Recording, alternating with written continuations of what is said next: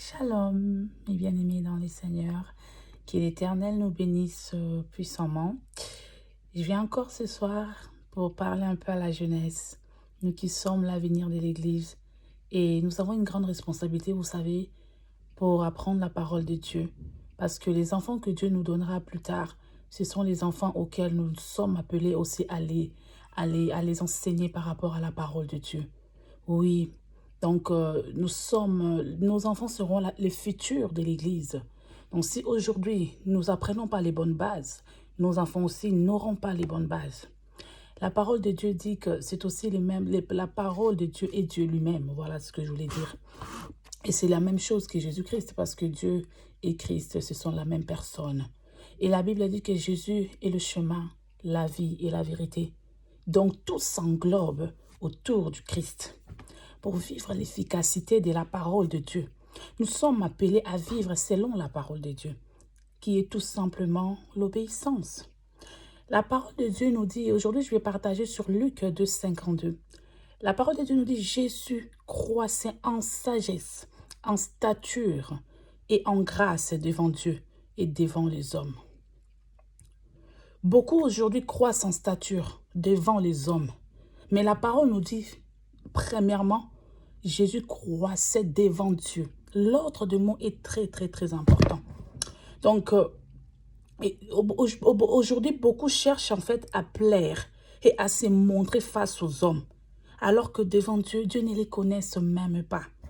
J'aime la parole de Dieu qui nous précise, oui, l'ordre des mots, qui n'est pas un hasard. Car l'évolution commence par la sagesse. Oui, l'évolution commence vraiment par la sagesse, parce que acquérir la sagesse qui nous apportera une transformation de l'intérieur, et cette transformation-là va influencer notre stature. Et du coup, lorsqu'il va influencer notre stature, c'est alors que les grâces de Dieu vont venir se déposer en nous. Les bénédictions viendront se déposer en nous. Dieu viendra faire demeurer sa grâce dans nos vies. Mais pour demeurer sous la grâce pendant toute une vie, il faut être à l'écoute de Dieu et à son obéissance. Je peux parler de Saoul. Oui, on connaît tous de Saoul, le fils de Kis, lui qui était roi par grâce. Mais cet homme, il a désobéi à Dieu. Il n'a pas fait ce qui était de la volonté de l'Éternel. Et c'est alors que Saoul, Dieu l'avait retiré la grâce. Malgré que Saoul restait encore à demeurer roi, mais il n'avait plus la grâce de Dieu, comme beaucoup de serviteurs aujourd'hui. Bon, je ne parlerai pas des serviteurs, je parle seulement de l'obéissance. Je voudrais vraiment enseigner ou parler plus, comment dire, parler à la jeunesse de se réveiller et de comprendre que nous sommes appelés à obéir Dieu.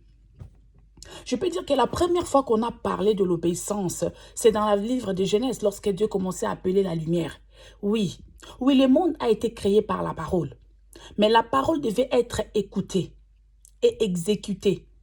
En réalité, la lumière était quelque part. Et ce que je peux dire, en fait, Dieu seulement a dit que la lumière vienne. Et la lumière était venue. Donc, tout ce que Dieu a créé, Dieu les avait appelés. Et ces choses-là ont été à l'obéissance. Raison pour laquelle nous avons eu maintenant le monde auquel nous vivons. La nature a obéi à Dieu. À combien plus forte raison, toi, l'homme? Nous pouvons voir qu'en réalité, Dieu il voulait vivre avec les hommes. Il vivait avec Adam et Ève, mais par désobéissance, ils ont perdu. Dieu les a chassés du jardin d'Éden. Laissez-moi nous dire, la désobéissance a plusieurs conséquences, bien-aimés dans le Seigneur. La Bible dit que Jésus croissait en sagesse. La sagesse, c'est défini par la qualité de quelqu'un qui fait preuve d'un jugement droit, sûr, averti. Dans ses décisions, ses actions, une personne qui agit avec prudence et modération. Et bibliquement, dans Psaume 111, verset 10, oui, la parole de Dieu nous dit que la crainte de l'Éternel est les commencements de la sagesse. Tous ceux qui respectent ses décrets ont une raison saine et sa gloire subsiste à perpétuité. La crainte de l'Éternel est simplement l'obéissance. C'est simplement vivre dans la sanctification, le respect des principes de la parole de Dieu, avoir foi en Dieu. Tout cela peut englober, oui, l'obéissance. Parce qu'une personne qui n'a pas foi en Dieu ne pourra pas accomplir les miracles, ne vivra pas l'efficacité de la parole de Dieu. C'est ça, bien-aimé dans le Seigneur. Et l'obéissance n'est pas seulement l'exécution de la volonté de Dieu. Elle est aussi l'acceptation complète, sans restriction et de tout cœur de cette volonté, car l'obéissance vaut mieux que les sacrifices. Au moment où toi, Dieu t'appelle à jeûner, au moment où toi, Dieu te dit, viens ma fille, je t'appelle à prier. Lorsque tu obéis, tu es en train de faire un sacrifice. Mais il faut d'abord commencer par obéir. C'est pour ça que Dieu dit l'obéissance vaut mieux que les sacrifices. En réalité, ces deux mots-là s'accordent. L'obéissance, lorsque tu obéis, à jeûner, tu sacrifies ton corps. Mais c'est un sacrifice que tu fais, bien-aimé dans le Seigneur. Oh, que Dieu nous bénisse. Aujourd'hui, nous voulons recevoir les dons, l'onction. Tout le monde cherche à épater. Tout ce qui brille n'est pas forcément de l'or. Et oui, et je nous parle à nous, jeunesse, de savoir que nous courons vers un seul but, qui est le royaume des cieux. Cela nous exige l'obéissance. Les dons, les bénédictions, les grâces ne nous amènera point au ciel, ne nous amènera pas au but que nous avons. Ce ne sont point les clés du royaume. Mais la Bible nous dit, Jésus-Christ croissait d'abord en sagesse. Avant la grâce, avant la posture, il y a d'abord la sagesse qui consiste juste à obéir à Dieu, à respecter les principes de Dieu, mes bien-aimés dans le Seigneur. Car dans la sagesse, l'obéissance que Dieu fait naître, les dons, les grâces, les bénédictions, afin que ceci puisse subsister. Oui, lorsque tu as la sagesse, c'est comme si, comment je peux expliquer? Lorsque tu as la sagesse, donc c'est comme si tu avais une bonne base, tu as un bon intérieur, les fruits qui seront plantés, comment dire, une graine qui est plantée. Si la graine est pourrite, laisse-moi te dire, il n'y aura même pas de fruits, ni l'arbre qui va commencer à sortir. Mais si la graine est bonne, elle sortira de bons fruits. Et c'est ça. Et comment je peux dire que la graine est pareille à la sagesse? C'est pour ça que nous sommes appelés à obéir à Dieu. Parce que c'est ça, la crainte de l'Éternel, c'est tout simplement l'obéissance. Et c'est ça, la sagesse. Nous ne sommes pas encore serviteurs. Mais je voulais dire à une personne, avant de chercher à arranger ton extérieur, bien-aimé dans le Seigneur, je te demanderai d'abord de travailler sur ton intérieur. Car lorsque nous plantons une graine, voilà, ce n'est pas l'extérieur qui forme l'arbre pour en avoir du fruit, mais c'est l'intérieur qui se forme pour avoir cela. Toute chose commence de l'intérieur pour influencer l'extérieur.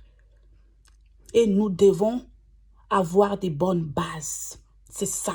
Nous devons avoir de bonnes bases. Tu ne seras pas béni si tu ne respectes pas les commandements de Dieu. On peut te bénir aujourd'hui, demain et après-demain. Mais sans l'obéissance, tu ne verras rien arriver. Alors que les promesses sont pour nous. Mais ces promesses-là, pour les avoir, il y a des principes à respecter. Tu passeras de pasteur en pasteur. Tu passeras de prophète en prophète, mais tu ne prends même pas le temps de méditer la parole de Dieu, qui va te donner, t'apprendre la sagesse, qui va t'apprendre comment Dieu marche, qui va te montrer comment avancer dans la vie avec Dieu.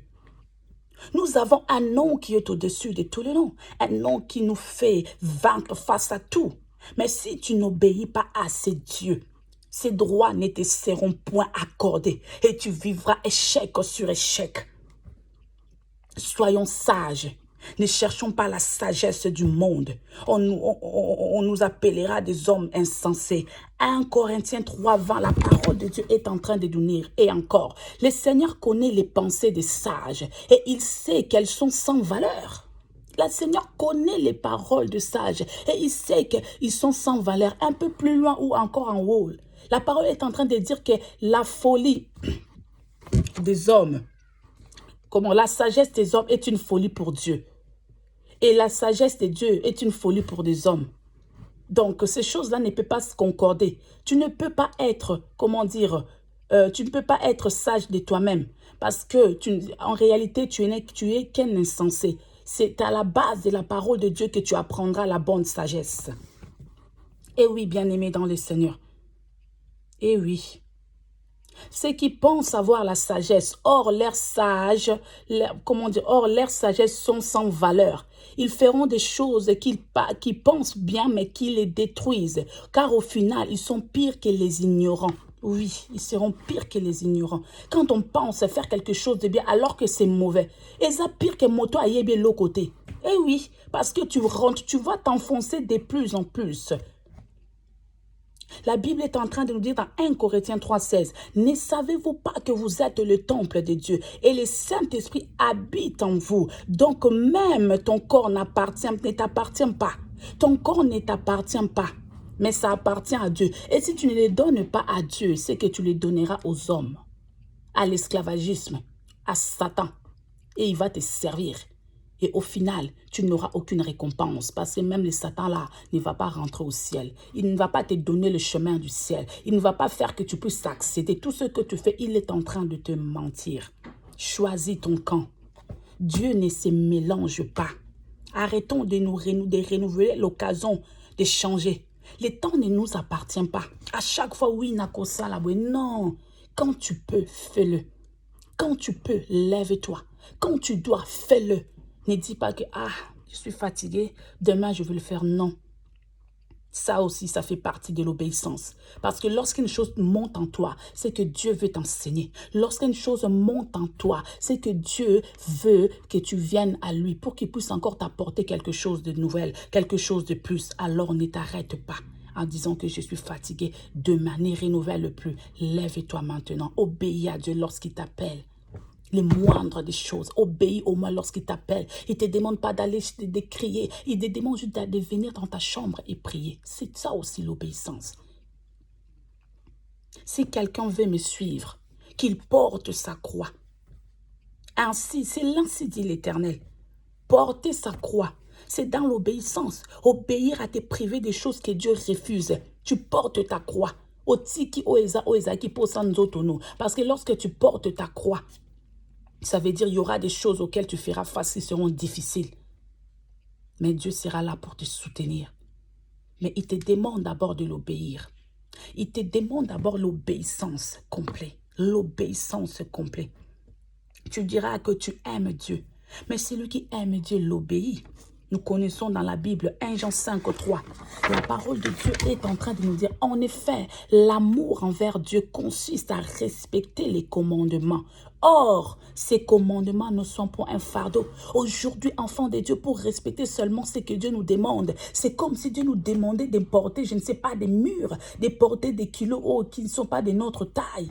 C'est devenu un fardeau de marcher dans l'obéissance. Et tu t'appelles enfant de Dieu. Et ça, tu ne te poses même pas de questions.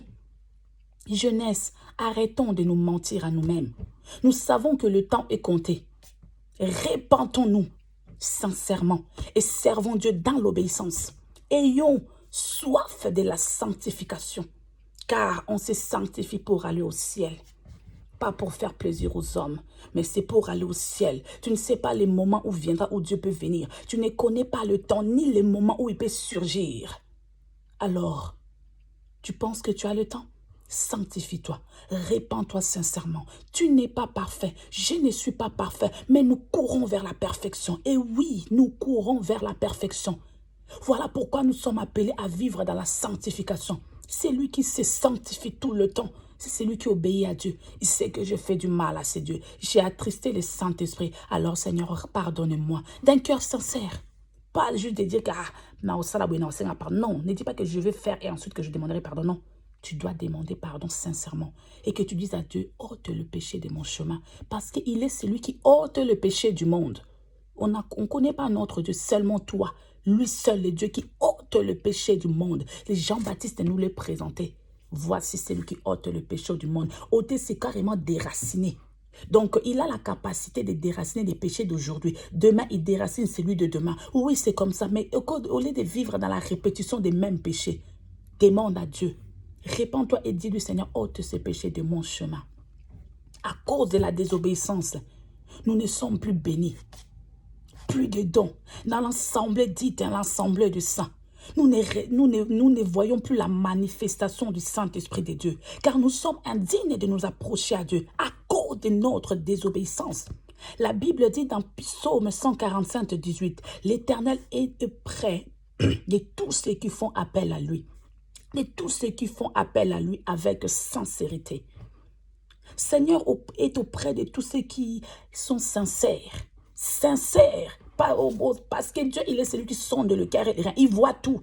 Si tu n'es pas sincère, il ne viendra pas. Nous voyons, il n'y a plus de miracles dans nos églises. Il n'y a plus rien qui se passe parce que nous sommes désobéissants. Et tu vas dire que Dieu t'a menti. Dieu ne ment jamais. Dieu ne ment jamais. Dieu ne ment jamais. Bien-aimé dans le Seigneur. Commence par obéir à Dieu. Et va après dire que Seigneur, où est ta part? Mais tant que tu n'as pas respecté les moindres principes de Dieu, ne demande pas à Dieu parce que le problème, ce n'est pas Dieu, c'est toi. Il ne se renie jamais. Lorsqu'il dit quelque chose, il l'accomplit. Lorsqu'il libère une parole, il l'accomplit. Mais cela dépend de celui qui reçoit la parole. Oh my God. Oui. Et si tu n'obéis pas à Dieu, si tu n'es pas sous le pas de Dieu, si tu ne suis pas le chemin que Christ te donne, tu ne pourras rien accomplir. La parole de Dieu, tu pourras lire la Bible matin, midi, soir. Cela ne sera point efficace. Pourquoi? Parce que tu ne respectes pas les principes de Dieu. Bien-aimé dans le Seigneur. L'obéissance se cache des promesses. Parce que derrière l'obéissance, il y a les choses merveilleuses qui nous est promis. Mais c'est lui qui obéit et c'est lui qui aura sa part et verra ses promesses s'accomplir. Voilà pourquoi je finis pour rassurer quelqu'un ce soir d'être sage. C'est alors Dieu maintiendra ta grâce jusqu'à la fin et fera en sorte que tu tiennes debout, que tu ne sois pas malade pour vivre tes promesses. Saoul avait la grâce, je répète encore, mais par désobéissance, il a été retiré, malgré qu'il demeurait roi. Mais lorsque David a reçu la grâce, il a demeuré devant Dieu. Il a obéi. David consultait Dieu à chaque chose. À chaque fois que quelque chose lui arrivait, il consultait Dieu. Et lorsqu'il péchait contre l'Éternel, il se repentait sincèrement. Il s'est couché par terre. Il me rentrait dans le jeûne de prière. Et il acceptait la punition de Dieu. Qui accepte aujourd'hui la punition de Dieu? Nzambati kingai, Nzambati kingai, Nzambati kiote. Dieu est en train de te corriger. Dieu corrige avec amour, oui. Et parfois quand il corrige, il évite les erreurs. Yokoko makoloba nzambe, nzambe, nzambe te. Faut te regarder. Si un père peut corriger son enfant, à combien plus forte raison Dieu? Il te prépare en fait. Il te prépare pour le ciel, pour les tribulations, pour tout ce que tu vas passer dans ce monde. Il veut que tu l'obéisses pour que toi, tu tiennes debout. Oh my God. Que l'Éternel nous bénisse. Alléluia. David s'est repenti lorsqu'il est parti coucher avec la femme d'Uris et qu'il a fait tuer cet homme innocent. Mais Dieu, par amour, il a pardonné. Oh, que Dieu est amour. Merci Seigneur pour ton amour. Alléluia. Merci Seigneur pour ses bienfaits. Merci parce que tu nous renouvelles encore, ô tendre Père, afin que nous puissions, Seigneur, comment nous repentir et être des hommes justes. Oui, bien-aimés dans le Seigneur, réveillons-nous, repentons-nous, repentons-nous sincèrement. Le temps est compté, le temps ne t'appartient pas. Obéis à Dieu. L'obéissance t'amènera à devenir enfant de Dieu. Oh, même jusqu'à dire, comme mon papa français une fois a dit, à devenir l'épouse du Seigneur. Oh my God, ou l'époux, homme ou femme. À devenir l'époux. Et lorsque tu arrives dans cette dimension-là, c'est comme David. Je peux dire que cet homme était béni spirituellement. Et ce qu'il avait eu reçu spirituellement a impacté sa physique, son physique. Et c'est alors il avait beaucoup de richesses parce que cet homme pouvait écouter Dieu. Lorsqu'il parlait à Dieu, lorsque nous lisons la parole, Dieu le répondait de suite. Donc cet homme était tellement riche spirituellement au point d'écouter Dieu. Et le binzambe talaboye, nzamba le bisalaboye. Oh my God! Combien désirent le changement? À quoi te sert de partir tous les jours à l'église et que tu ne changes pas? Non, il faut que tu changes. Le temps est précieux. Le temps est précieux. Lorsque Dieu renouvelle la vie de quelqu'un, lorsque Dieu te renouvelle, je t'ai dit, il faut faire quelque chose. Et moi, j'ai trouvé ma part. Si je peux parler à la jeunesse, parce que je vois comment la jeunesse bafouille les choses de Dieu. Même si une personne écoute ma parole et que cela les touche, ça c'est la gloire revient à Dieu. Ce n'est pas ma gloire. Moi je m'inquiète, je me dis, waouh, où sera la jeunesse demain? Où seront mes enfants demain si moi je ne connais pas la parole de Dieu? Nous devons avoir l'envie de monter en dimension, de changer. Parce que tu reçois Dieu, tu deviens une nouvelle personne. Tu dois monter en dimension. Tu ne dois pas toujours rester les mêmes. Non, non, non, non, non, non. Non, non, non, non, non. La parole de Dieu est en train de nous dans la Bible. Comment dire, dans Jean 14, verset 21. La Bible dit que c'est lui qui a mes commandements et les garde. C'est lui qui m'aime sera aimé de mon Père. Et moi aussi, je l'aimerai et je me ferai connaître à lui. Tu deviendras l'enfant de Dieu. Dieu viendra à toi, il se fera connaître à toi. Et pendant qu'il va se faire connaître à toi, oh, Nzambe yemo kwa kita ya katino. Mais makambo ko sela yo. Oh my God, j'ai la chair des poules. Que Dieu se fasse connaître à toi. Donc, et comme histoire ya Yona Nzambe. Pourquoi? Parce que tu l'obéis. Tu as gardé ses commandements. Yemo kwa ko kita. Li kambono, il rentrera dans la profondeur. Il n'acceptera même pas que ton petit arme puisse couler. Tes larmes ne couleront plus. Parce que nous sommes rayonnants de joie lorsque nous venons en Christ. Et quand maintenant il va venir lui-même se révéler en toi. Ah, bien-aimé. Mais to luka komata. To luka komata. Luka koto sanzambe kotika la même personne était. Non, non, non, non, non, non, non. Non. Non. Il t'apporte l'amour. Et par amour, il va te sauver. Il a tant aimé le monde qu'il a donné son Fils unique, afin que quiconque qui croit en lui soit sauvé. Et je peux te rassurer, lorsque tu crois en lui, toi et ta famille vous seront sauvés. Abraham, il a posé la question, dit, est-ce qu'à cause d'un juste, toute une nation peut être sauvée? Oh, Dieu a dit oui. Sois juste dans ta famille. Tu sauveras ta famille. Et un juste est celui qui obéit à Dieu. Injuste et celui qui respecte le principe de Dieu, bien-aimé dans le Seigneur. Réveillons-nous la jeunesse. Nous ne vivons plus l'efficacité de la parole. Alors que nous regardons les disciples d'avant, au temps du Christ. Oh, Pierre, il a dit, ce que j'ai, je te les donne. Et les paralytiques qui s'est levé et commencé à marcher. Paralytiques de naissance. Pourquoi? Parce qu'ils étaient sous l'obéissance. Ils ont obéi à Dieu. Et toi et moi, quand est-ce que comptons-nous obéir à notre Dieu? Jeunesse, réveille-toi. Nous avons besoin de Dieu. Regarde le temps. Regarde tout ce qui se passe. Qu'attendez-vous de Dieu? Il nous a donné tout. Prophétie par excellence. Tout est là dans la Bible. Tout. Tout est là. Il a donné l'autorité sur ta langue. Il t'a tout mis sur les pas. Zoa, ma pesio. Mais, obéis-moi. Crains-moi. Respecte-moi. Sois sage. Répands-toi lorsque tu pêches. Sois sincère avec moi. Je serai auprès de toi. Et lorsqu'il sera auprès de toi, tu penses que tu seras le même. Tu penses que les petits sorciers vont venir te faire du mal. Oh! Si tu veux vivre l'efficacité de la parole de Dieu, sois sage, obéis à Dieu. Obéis parce que les péchés, la désobéissance a une conséquence. Dieu peut te corriger, mais sache que derrière, la conséquence peut venir. David avait perdu le premier enfant qu'il avait avec, Bathsheba. Il lui a été retiré l'occasion, comme la grâce de construire le temple de Dieu. Mais par amour, Dieu a donné à Salomon de pouvoir les construire. À cause de ton péché, à cause de la désobéissance, David n'a pas pu construire l'arche de Dieu. Tu diras, Seigneur, j'ai prié, mais pourquoi est-ce que la maladie résiste? Hein? Je vais dire ça à Dieu, non? Pourquoi? Pourquoi? Mais parce que tu n'obéis pas. Parce que tu n'obéis pas. Et qu'est-ce que tu attends de Dieu? Hein?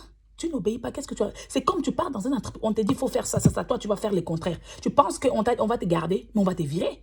Dieu, encore par amour, il te dit, répands-toi. Dans une entreprise, on va te dire, pars, je te vire. Mais Dieu te dit, répands-toi, mon fils. Quel Dieu d'amour. Il a donné son fils unique. Ah, bien-aimé, je voudrais réveiller un peuple. qui dort et qui ne comprend pas qu'entre leurs mains se tiennent un futur. Un futur. Nos parents partiront. Nos parents partiront. Qu'est-ce que nous garderons dans notre langue? Qu'est-ce que nous enseignerons au peuple? Oh, bien-aimés, pour ceux qui connaissent Dieu, qui verront cette vidéo, répentons-nous, remettons-nous en question. Commençons à marcher avec Dieu de tout notre cœur et de toute sincérité. Et celui qui ne connaît pas encore Dieu, laisse-moi juste te dire que Jésus t'aime. Accepte-le d'abord comme Seigneur et Sauveur. Accepte Dieu comme Seigneur et Sauveur. Et c'est alors qu'il te montrera son chemin. Et puis tu pourras l'obéir. Si tu ne les connais pas, tu ne peux pas savoir comment il marche. Bien-aimé, prenons la parole à cœur. Méditons-le jour et nuit. Même Dieu nous dit que ces livres de la loi ne s'éloignent point de vous. Que l'Éternel nous bénisse. Que l'Éternel nous bénisse. Et si je pouvais t'indiquer la prière, tu pourrais dire à Dieu, s'il y avait quelque chose qui t'empêchait d'obéir Dieu, que Dieu t'aide. Parce que la Bible dit, sans l'Esprit de Dieu, nous ne pouvons rien faire. Il n'y a que Dieu qui peut t'aider de t'éloigner du mal. Voilà pourquoi lorsque tu gardes les principes de Dieu, c'est comme il dit que la chair est faible, mais l'esprit est disposé. Accepte que l'esprit te conduise. C'est alors que tu vas vaincre. Que l'Éternel nous bénisse abondamment. Retenez ce message. Retenez-le vraiment. Je ne cherchais pas des vues, mais je cherche juste à réveiller un peuple. Si ce message m'a touché lorsque j'ai écouté, et je me suis dit, Seigneur, enseigne-moi sur l'obéissance. Et je me suis dit, pourquoi pas partager avec la jeunesse, ceux qui m'entendront. S'il vous plaît, réveillons-nous. C'est entre nos mains les futurs de l'Église. C'est entre nos mains à nous. Alors, ne dors pas. Ne dors pas. Que l'Éternel nous bénisse abondamment. Oui, abondamment. Et encore une fois, que ce livre de la loi ne s'éloigne point de ta bouche. Médite le jour et nuit. Ce n'est pas moi qui l'a dit, c'est encore une fois ça. La parole qui nous le dit. Que l'Éternel nous bénisse. Amen.